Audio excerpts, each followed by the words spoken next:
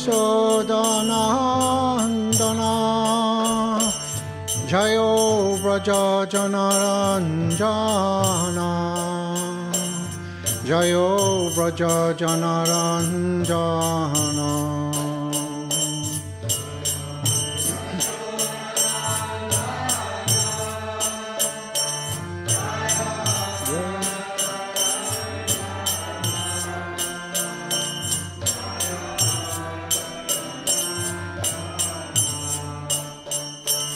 Jayo Yamunatiravanachari Jayo Kunja Vihari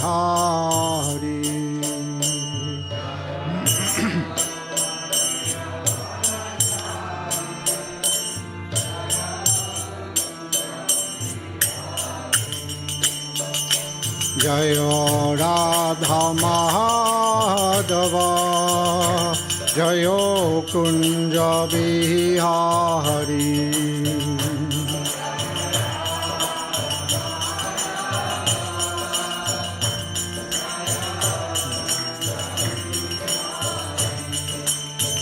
Jayo Gopi Janavalabha Jayo Girivaradari Jayo Girivaradari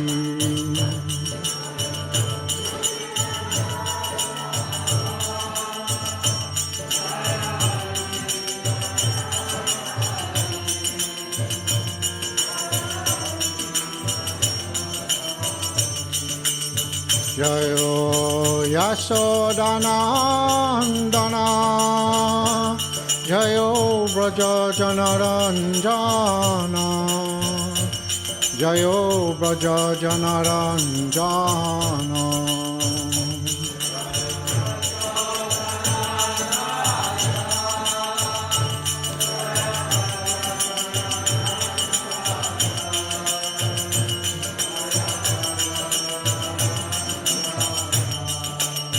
Jayo Yamunatiravanachari Jayo Kunja Vihari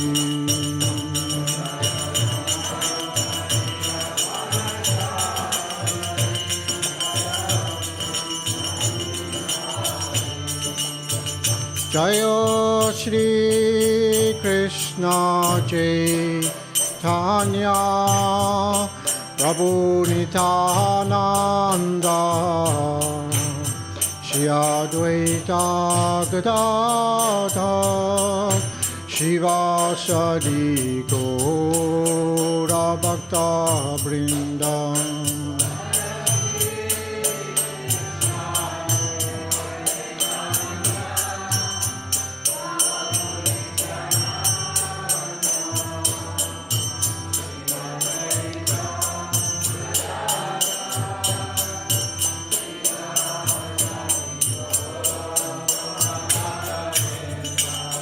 Hare Krishna Krishna Krishna Hare Hare Hare Rama Rama Rama Hare Hare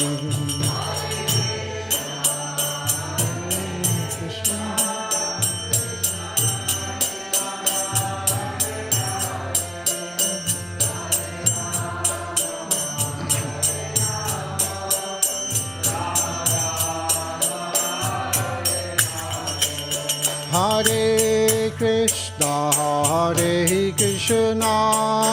Krishna Krishna Hare Hare Hare Rama Rama Rama Hare Hare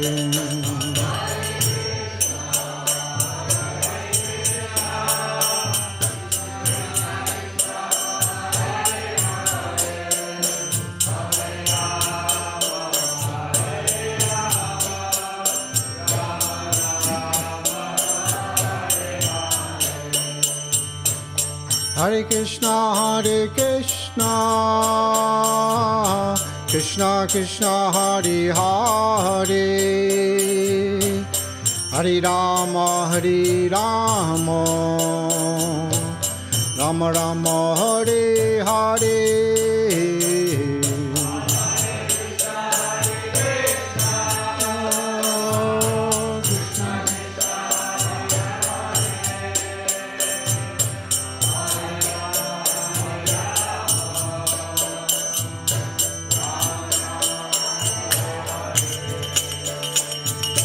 Hare Krishna, Hare Krishna, Krishna Krishna, Hare Hare, Hare Rama, Hare Rama, Rama Rama, Hare Hare.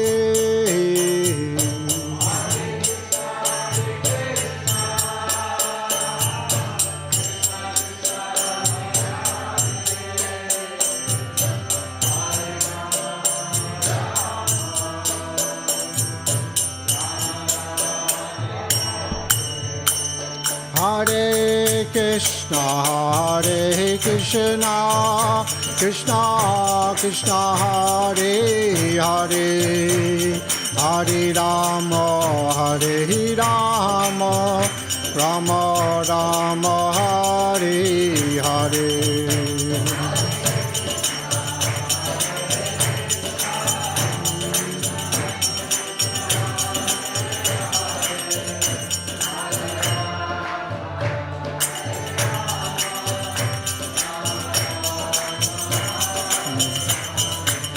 Jayo Gaurani Thai, Gaurani Thai, Gaurani Thai, Jayo Gaurani Thai.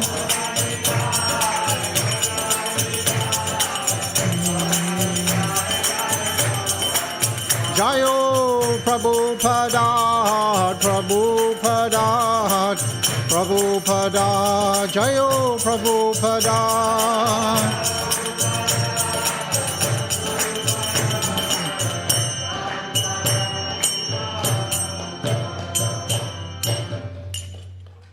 Take all the Premarnava. Hare Krishna. Thank you everyone for coming to today's Śrimad Bhāgavatam class. And today we're going to be reading from the third canto, chapter 10, texts 22 to 26. Yeah. Just get it up here.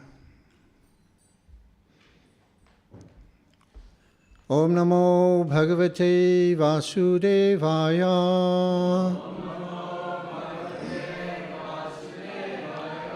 Om Namo Bhagavate Vasudevaya.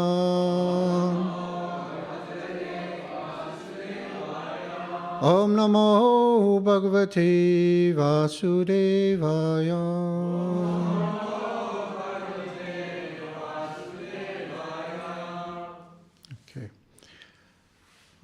So I'll read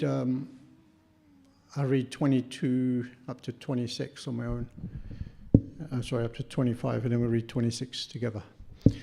So, Gorajo Mahisa Krishnaha Sukharo Gavayoru Dvisapaha Pasavaste Me Avri Ustaras Chasatamaha.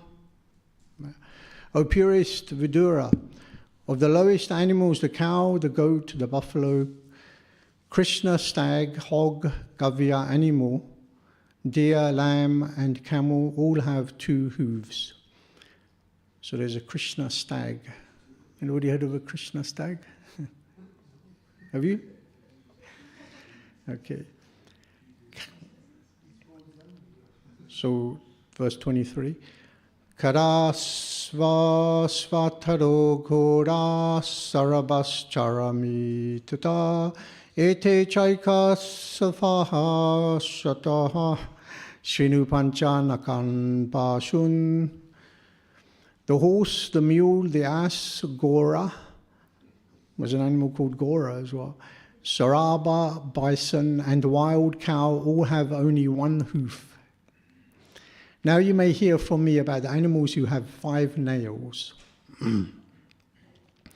Svashrigalo vriko vyagro Majaraha shashalaku Simaha kapir gaja kurma Godacha makaradaya. You know kurma is tortoise. Translation: the dog, jackal, tiger, fox, cat, rabbit, sajaru, lion, monkey, elephant, tortoise, alligator, gosapa, etc. all have 5 nails in their claws. They are known as panchanakas, or animals having 5 nails. 25. Kanka gridra bakashyana basa baluka bahinaha amsa sarasa chakrava kakuluka daya kagaha.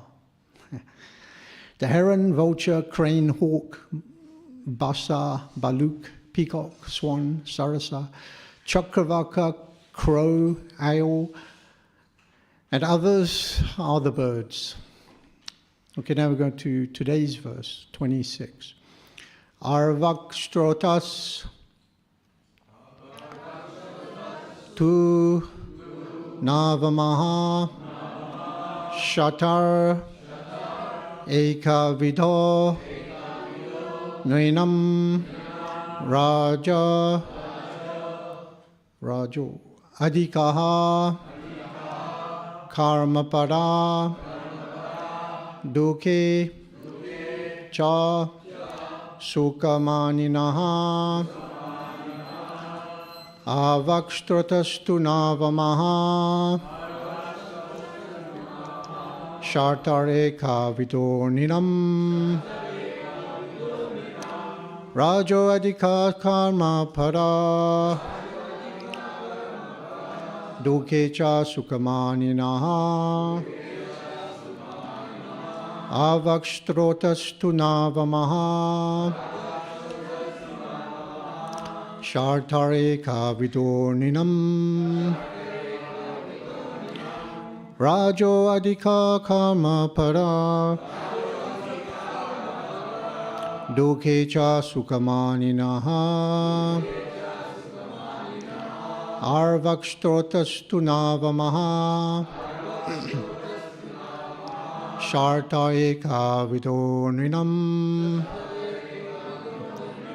rajo adhika karmapada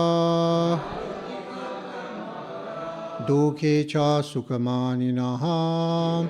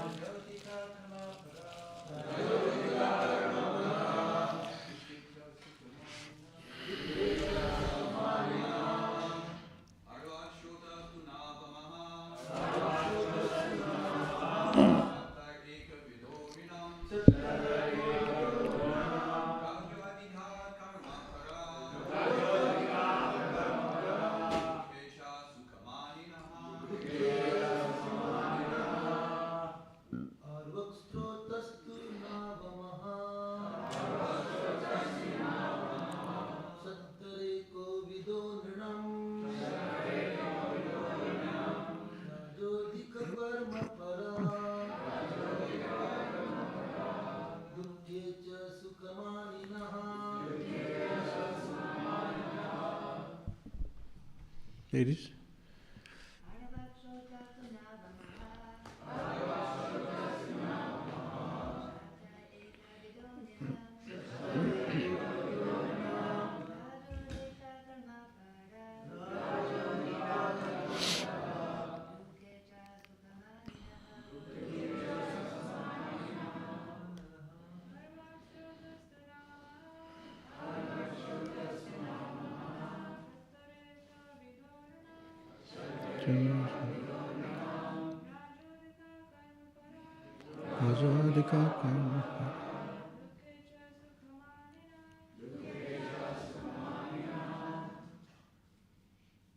Okay, word for word. Arvak downwards. Shrotaha, passage of food. Tu, but. Navamaha, the ninth. Shataha, Ovidura. Eka Vidaha, one species. Nuinam, of human beings. Rajaha, the mode of passion. Adikaha, very prominent. Karma Paraha, interested in working. Dukkhe, in misery. Cha, but. Sukha, happiness. Maninaha, thinking. Translation and purport by Srila Prabhupada. The creation of the human beings who are of one species only and who stock their eatables in the belly is the ninth in the rotation. In the human race, the mode of passion is very prominent. Humans are always busy in the midst of miserable life, but they think themselves happy in all respects. Purport. The human being is more passionate than the animals, and thus the sex life of the human being is more irregular.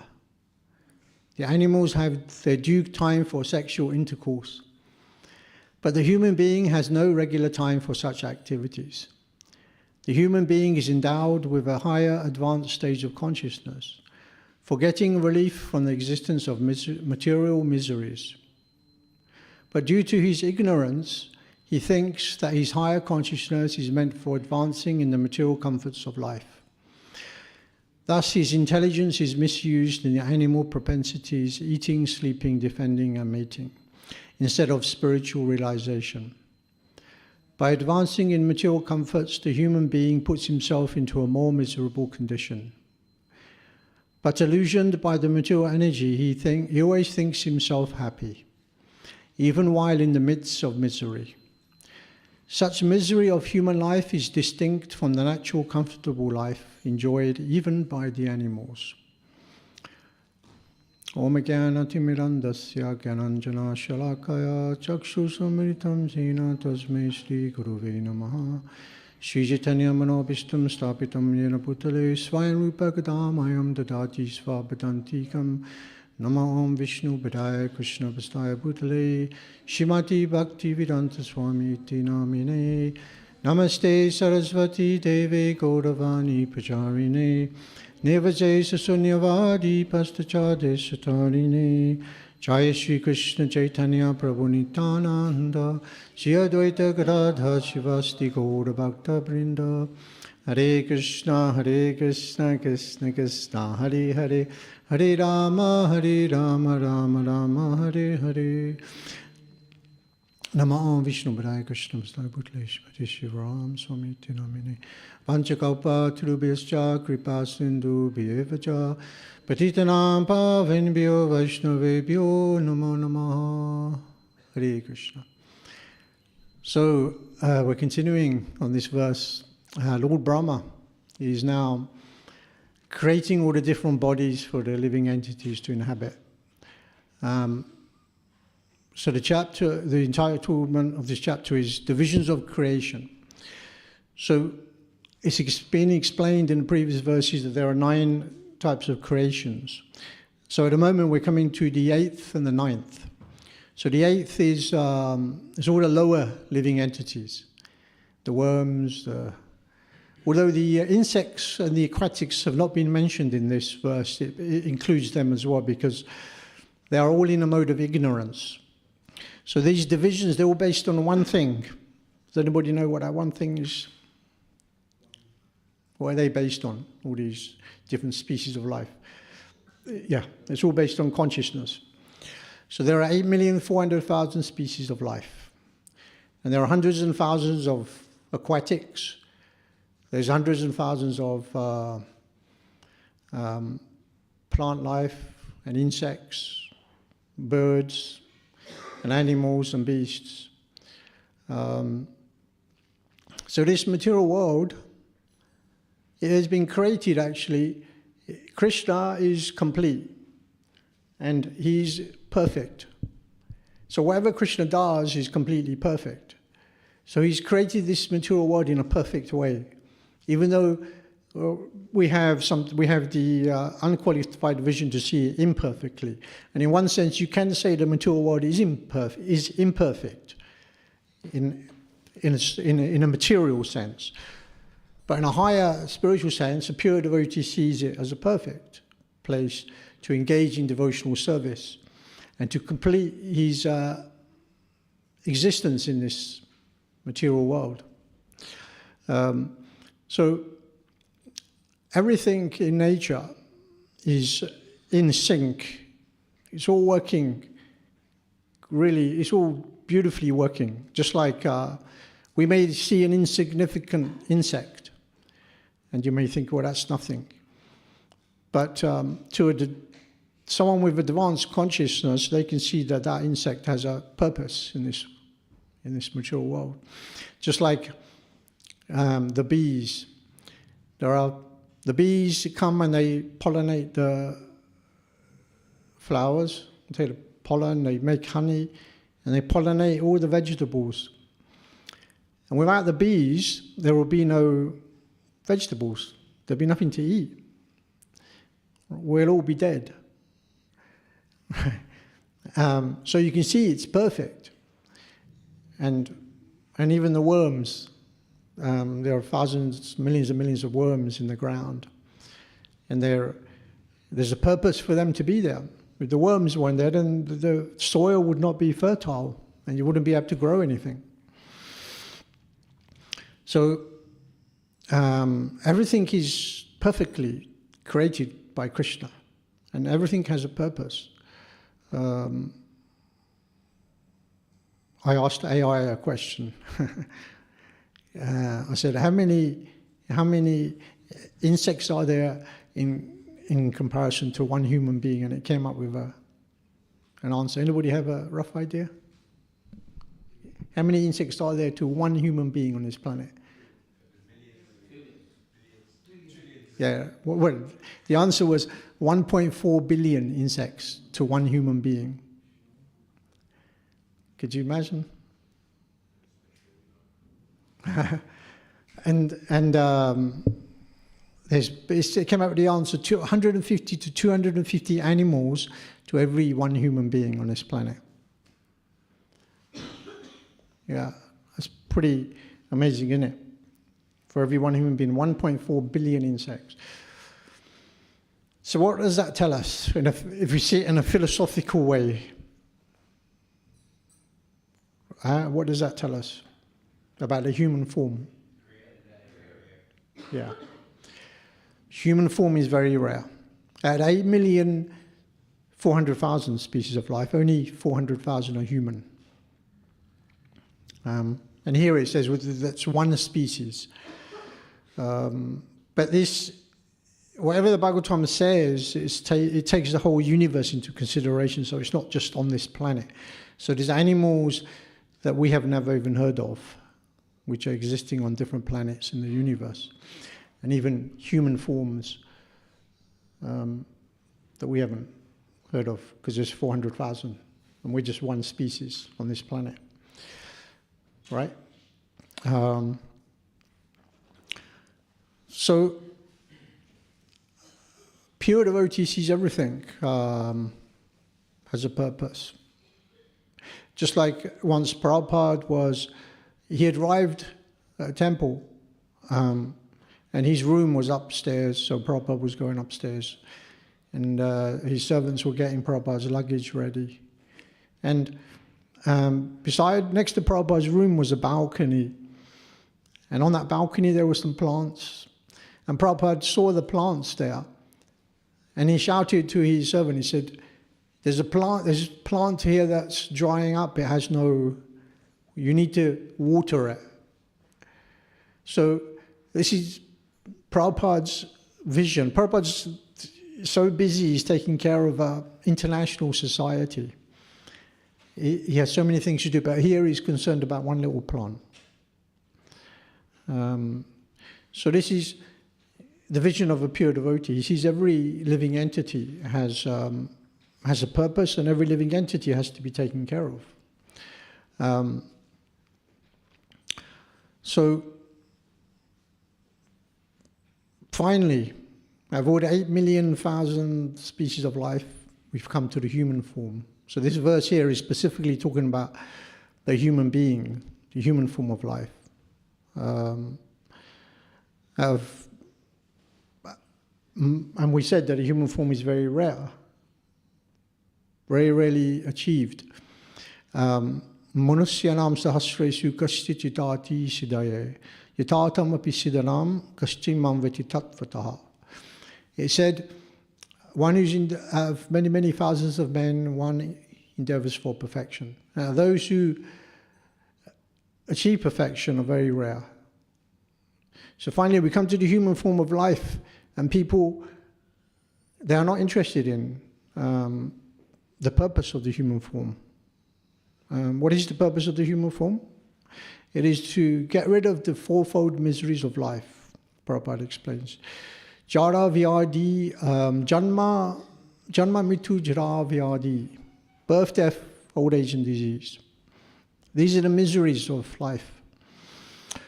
So in this verse it's explained that the human being is very passionate. The human being is a passionate animal. Even more than the animals. The animals are in a mode of ignorance. And ignorance means that you have no higher intelligence. You can't understand what's going on. You don't even know you're suffering. That's ignorance. Therefore, the animals, they suffer in silence. But the human beings, they know they're suffering. But due to the mode of passion, that also covers them up to a certain degree. Just like, what's the symptom of a mode of passion? One of the symptoms. Yeah. Activity, endeavor, work. That's one of the symptoms of mode of passion. Just like I have a neighbor, and in the morning, I see he gets up early, he leaves early, about 5 o'clock in the morning he goes to work. And he returns in the evening around 7 o'clock. So how many hours is that? That's 14 hours, right? So it's 14 hours he's away to work, either traveling and coming back and working. And then how many hours, say 7 hours sleeping. So that's 21. 21 hours out of 24, he's either sleeping or he's going to work, coming to work, working. And then, bodily maintenance, having a shower, passing, etc. Say 1 hour a day. Some people may maybe do more, maybe the ladies do a bit more. So that's, how many hours is that? That's 22 hours. So 22 hours out of 24, this person is just doing stuff, busy, maintenance. So he's got 2 hours left. He's got 2 hours left to enjoy life with his family. There's not a lot you can do in 2 hours. And in those 2 hours, he's probably arguing with the kids and the wife. Huh? So this is going on. So this is the mode of passion, really. So the illusion is that he thinks he's happy.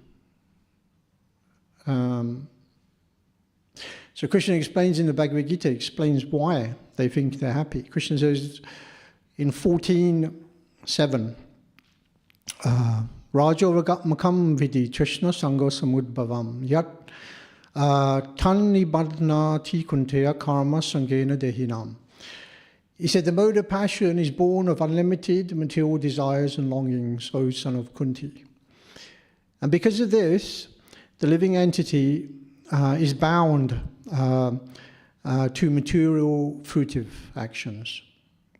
Yeah. So they're working hard, mode of passion. And what's the impetus? Why are they doing it? Krishna says here, it's because they want to enjoy the fruits of their activities. Yeah. So they're working. And the fruits of activity,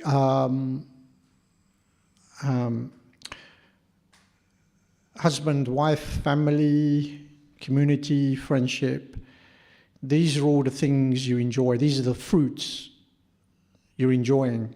Because Prabhupada says, without family, without friendship, without society, there's no happiness, really. That's why the yogis go to the forest and meditate. Because they don't want material happiness. But in the cities, people are attached to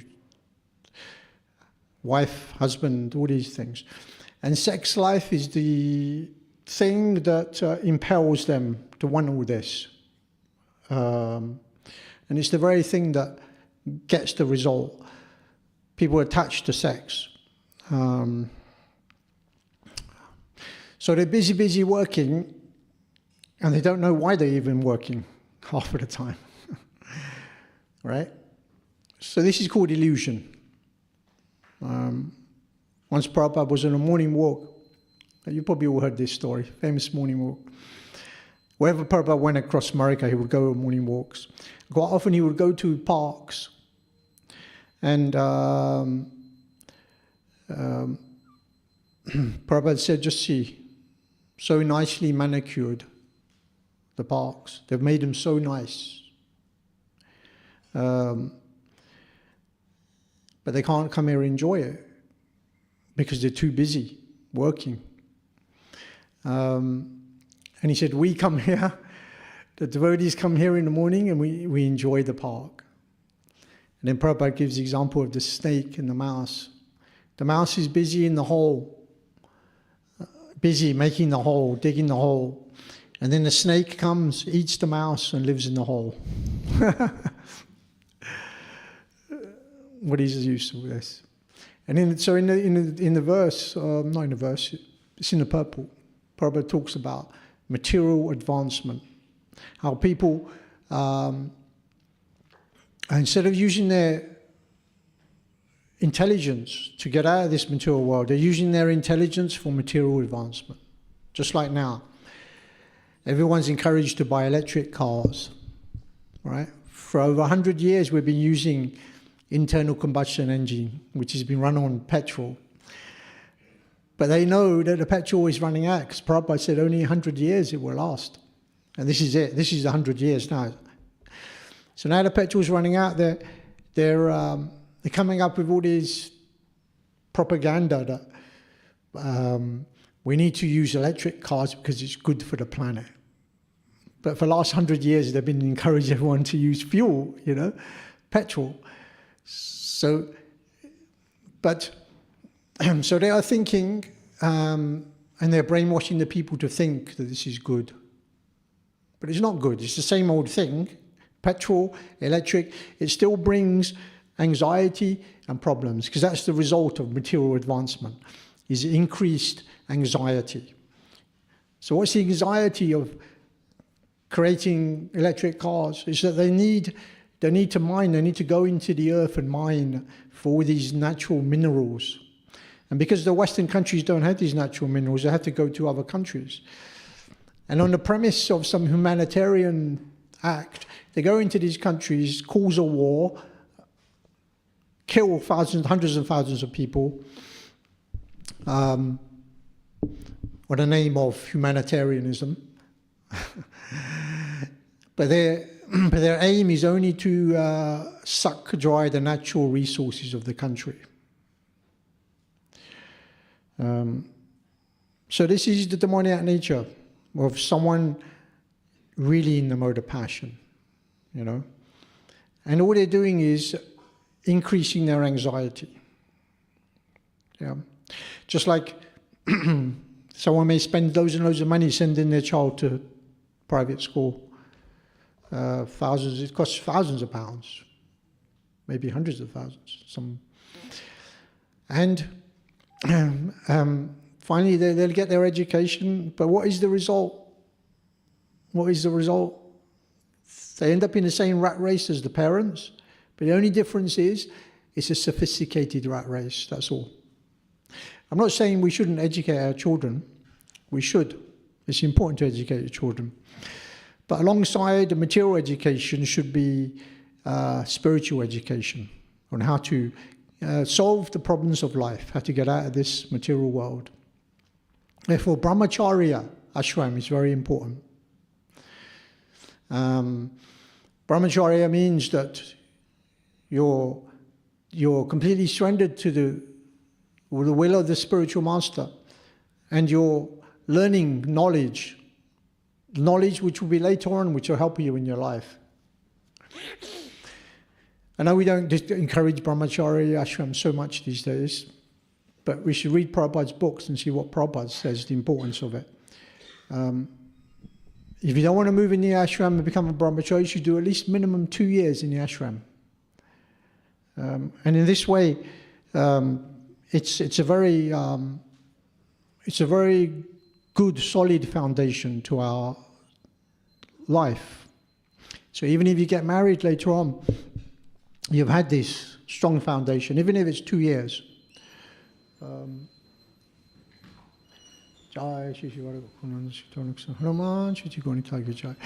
if it's 2 years.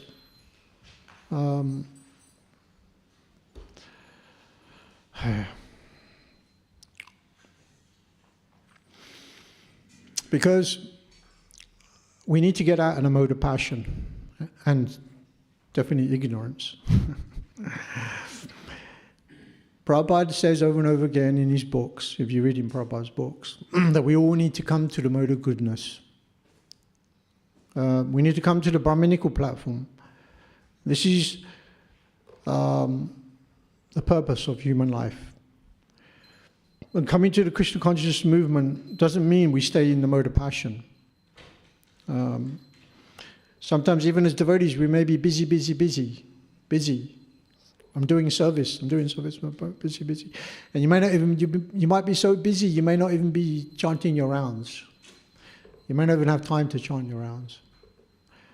But that isn't the purpose of being a devotee, being busy. We have to be introspective. We have to sometimes take a little time out. Doesn't mean going somewhere, but even just time out, even in our own minds, and just evaluate our situation.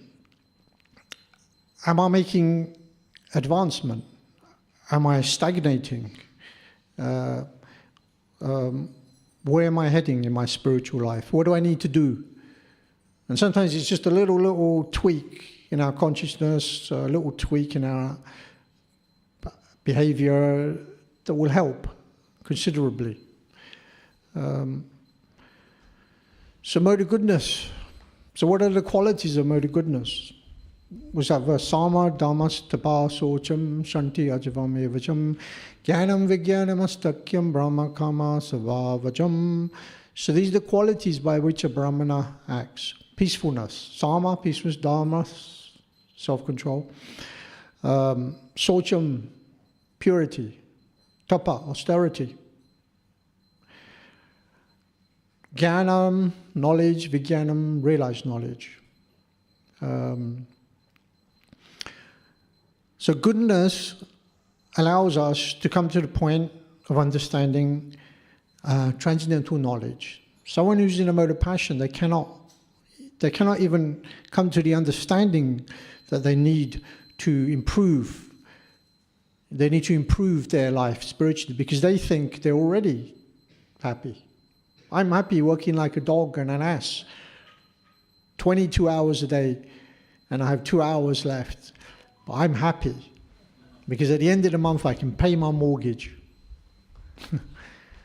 and if you've got a little bit extra money, you can go on holiday 4 weeks of the year. Of course, we live in this society ourselves. I'm not mocking the way people live, But what I'm saying is that what the scriptures telling us is that human form of life is meant for a higher purpose. And we all know that. Otherwise you wouldn't be here now. But even as devotees, sometimes we can forget, especially in the Grihastha ashram. It's difficult. You can get swept away in so many things. Therefore, association of devotees is very important. So you're constantly reminded. Prabhupada was quoting a verse yesterday in class. Sitam prasanga mama vidya sambhivod bhavanti hit karna rasaiha kataha. Yo yasanat apavagavatmani shadavatir bhaktyana kumishyati. So hearing from the advanced devotees, hearing from our spiritual masters, regularly reading Prabhupada's books, hearing about the characteristics and pastimes of the Supreme Lord is very, very sweet to the ears and to the heart. And so Shraddha Bhakti Anukramishyati. Anukramishyati means that which follows. So what follows after hearing? Shraddha, Ratir and Bhakti. Shraddha. Our faith becomes strong. And then we engage in Bhakti, devotional service. And then we develop some Ratir, some love for Krishna. Like this. So even the mode of goodness is a material mode of nature. So mode of goodness is good, we have to come to the mode of goodness, but as a devotee, that isn't where we're meant to stay. So Jiva Goswami explains, the mode of goodness does not award perfect knowledge of the absolute truth. And he quotes Śrimad Bhāgavatam 6:14-2, proving this point. And he says, many demigods who are in a mode of goodness, they also fell victim of their mind, etc. Just like Lord Brahma became deluded when he was seeing Krishna playing as a little boy with all the cowherd boyfriends. He was bewildered. And then he decided to steal the cows. So this is proving that even a mode of goodness is a material mode, and it can bewilder the living entity. And even Indra has so many, he's attached to his kingdom, he's always worried that someone's going to take my position. So this is the fear of someone in material consciousness.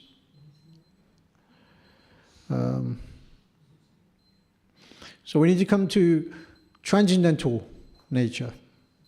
And we all know the process, right? Shrivatam svakata Krishna punya shravana kirtana ridyantasto ibadrani vitanoti satam. We have to develop this desire to want to hear about Krishna. And then Krishna destroys the material desires from the heart of the devotee. So even demigods are not as fortunate as the human beings. Even though they may be in a mode of goodness can be a hindrance in the sense that you're so happy enjoying. Mode of goodness is peacefulness. And you can get stuck in this desire to want to be peaceful and enjoy. This is why it said that the heavenly planets is not a very good place if you want to become Krishna conscious. And this is why the demigods are waiting to come to this earthly planet. Prabhupada said that they're queuing up to take birth in Vaishnava families so they can take up the process of Krishna consciousness. Because in the heavenly planets it's very, very difficult.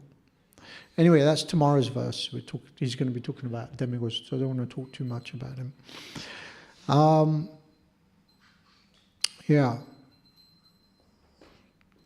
There's one devotee called Vidyapati. He came 100 years before Lord Chaitanya. And he would write very nice poems and words about Radha and Krishna's pastimes. And Lord Chaitanya would read them and he would be crying tears of ecstasy. And so Vidyapati, he said something quite, forgot a word, what should I say? Profound, yeah. He said that the material enjoyment, the pleasure one receives through material, family, friendship, and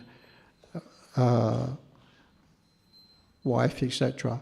He said it's like a drop of ocean, a drop of water. But the heart desires an ocean of pleasure.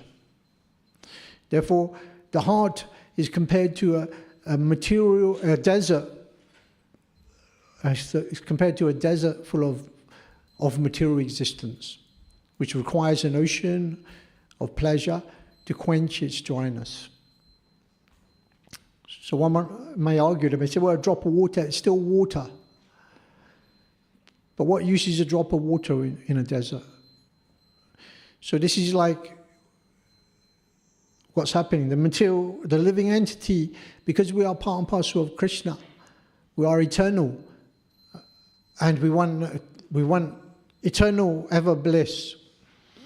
We are searching for this pleasure in this material world, but we cannot find it. And therefore people are always distressed. It cannot be found because the heart desires an ocean of pleasure. Another name for Lord Chaitanya is Premarnava. It's also my name. But I'm simply trying to be a servant of the servant of the servant of the servant. So Premarnava means, Prema means ocean. No, it doesn't. It means love. And Anava means ocean. So Lord Chaitanya, he's so merciful in this age that he's giving the ocean of love of Godhead very easily. So he's Premarnava. So we're requiring this ocean of love. And it's the only thing that's going to satisfy us. Drop of water is not going to be enough.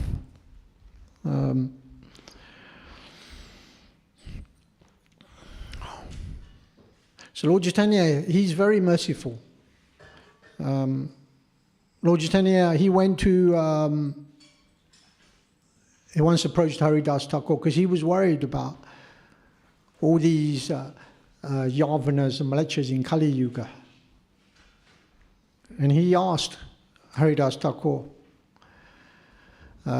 he said these Yavanas, all they're interested in is killing cows and, they're not following Vedic principles or anything like that. And Lord Chaitanya asked Haridas Thakur, he said, how can they be delivered? He said, to my great unhappiness, I do not see any way. This is in the Antya-lila 351, this verse. It's a very small, it's only a few words, but it's a very significant verse. Srila Prabhupada writes in the purport, he says that this verse reveals the significance of Mahaprabhu's appearance as Patita Pavan. And there's three things that we can get from this verse. The first thing is Lord Chaitanya's mood, because he's expressing so much unhappiness here that he's seeing all these people. And the Yavanas in those days in India, when Mahaprabhu was here, he was probably talking about the Mohammedans, the Muslims, because they are not following Vedic culture and they're also eating the flesh of animals, especially the flesh of cows. But then Prabhupada said that the Yavanas now are spread all over the world. They're everywhere, every country. So Lord Chaitanya is feeling this concern, this unhappiness. And Srila Prabhupada says, he says, one who identifies himself as a follower of Sri Chaitanya Mahaprabhu, he should feel like Mahaprabhu feels. How will all these Yavanas be delivered? So we should feel like be in the same mood as Lord Chaitanya. And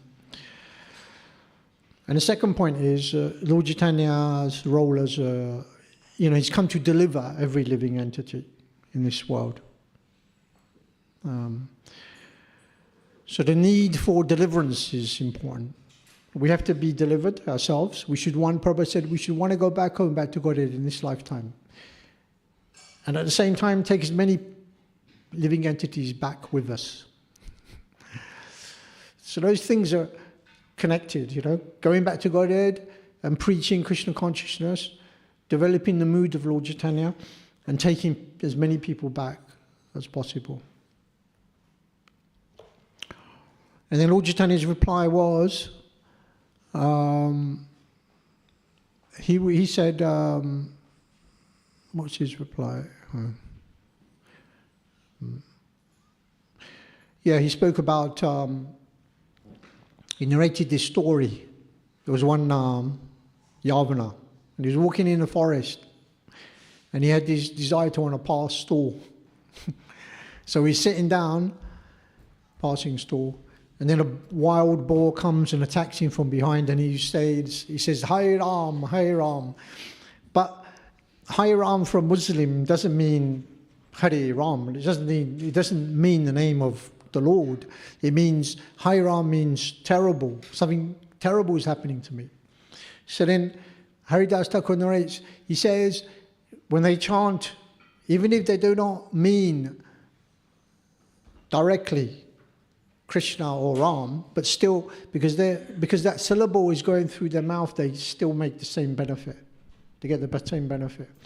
Just like in London the other day, myself, Adi Guru, and Sadashiva were walking in London, and we're dressed as devotees, tilak devotees, and there was one man sweeping, a road sweeper, and he saw us coming, and immediately he went, what did he say? Hurry, hurry, hurry.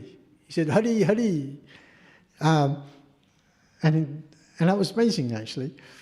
So what Haridas Thakur is saying, just by them chanting, even though they do not know what they're chanting, it doesn't matter, they're still getting the benefit.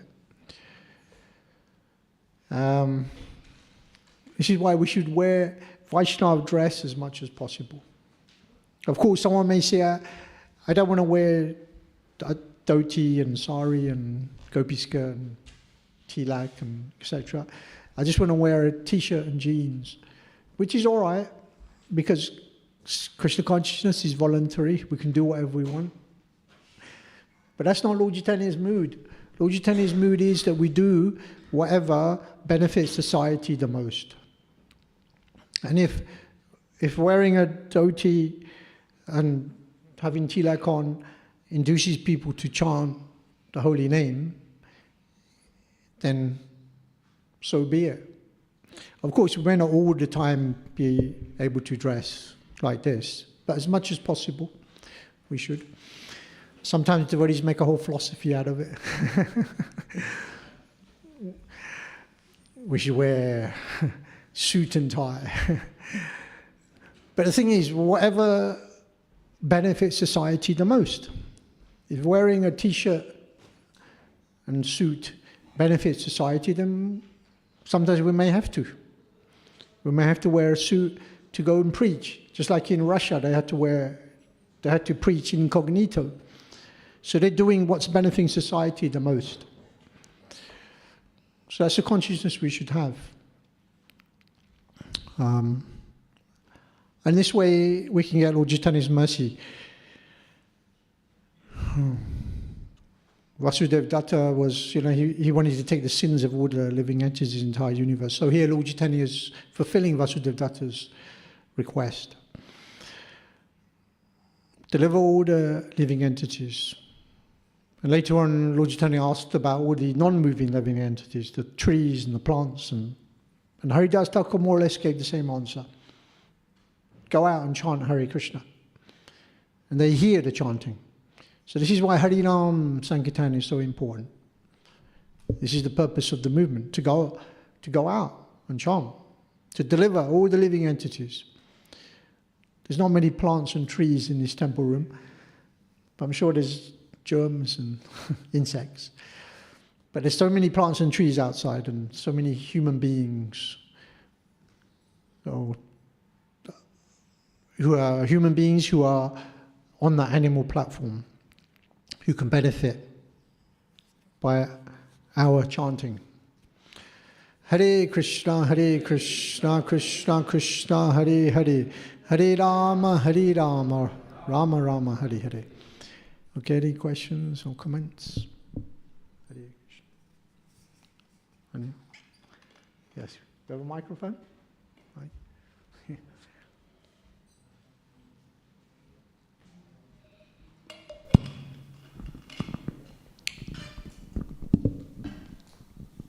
Hare Krishna.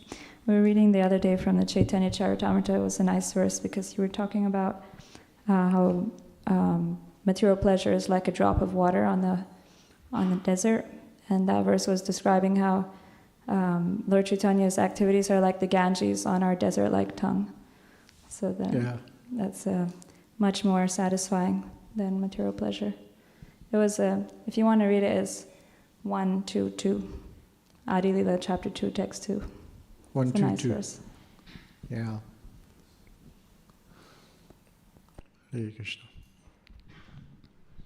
I think you have a question.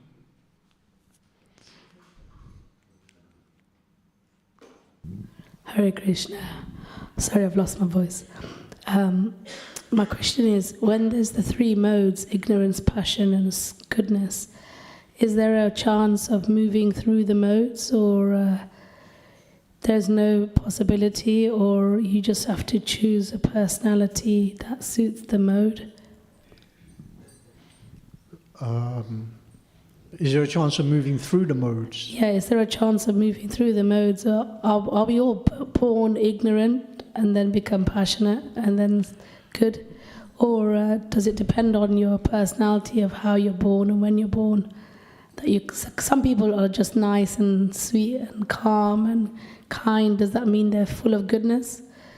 And I'm a little bit cheeky and wild, and does that mean I'm passionate? Yeah. So we all take birth according to our previous desires. We all take a certain body. We have a certain mind, and through that certain mind, we can use our intelligence in a certain way. So for some people, in their previous life, they've done some pious activities. Therefore, they take birth and their mind is a little bit more peaceful. Some people a little bit more dutiful, sinful life. They may take birth in not a very good family. Yeah. So therefore, but you see, Krishna consciousness doesn't depend on the modes of nature. So it doesn't matter what mode of nature you are in. If you engage in the process of bhakti yoga, specifically hearing, chanting, associating with devotees, then very, very quickly we will come to the mode of goodness and then transcendence. What's that verse? Is it no. Yeah, see, Krishna consciousness doesn't depend on that. Right? You just come to the temple, associate with devotees, hear and chant, engage in devotional service, try to give Krishna consciousness to others, and very, very quickly we get rid of these unwanted things from the heart. Yeah? It's a very quick process. Krishna consciousness is very quick, very quick. And especially by Lord Chaitanya's mercy, we don't have to even be intellectually inclined, just by hearing. You know, like in previous ages, you have to perform so much tapasya. You have to study the scriptures vigorously. It's still important to study, but the main point is to develop some attraction to Krishna. You know? And then all those things will go, mode of passion would start to disappear. There's a verse, come up with it.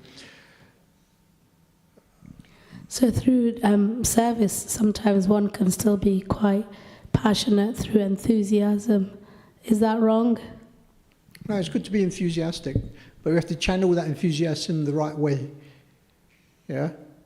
In other words, you have to have real devotional services when there's unknown devotional service. You don't really know what you're doing. You're a bit vague, but you just do it. And there's devotional service where you know a little bit more what you're doing. Yeah, but still you may not have full understanding. And there's, you see, we need to come to pure devotional service, really. It's devotional service which is full of knowledge. We know exactly why I'm doing it, where I'm going, where I'm heading, like that. Because even as devotees, we can be busy, but forgetting the real purpose of Krishna consciousness. Forgetting to have strong sadhana. And then we may just think, well, I'm just working for Krishna, that's the same. It's not the same. Doing something with knowledge is way more purposeful, more potent. Does that answer your question? Yeah, thank you. Sorry. Eddie, you got something to say? No? You want to have anything to say? Makes a change? One should act, Maya said that have to remember Krishna. So Yeah. our main problem is that we forget Krishna. That's right. So if we just do lots of activity, devotional service, we don't remember Krishna, then its quality is not mature, or it's not reaching its potential. Sure, yeah. Yeah, so we have to remember Krishna, whatever we do. Yeah. Hare Krishna. Canto Śrimad Bhāgavatam ki.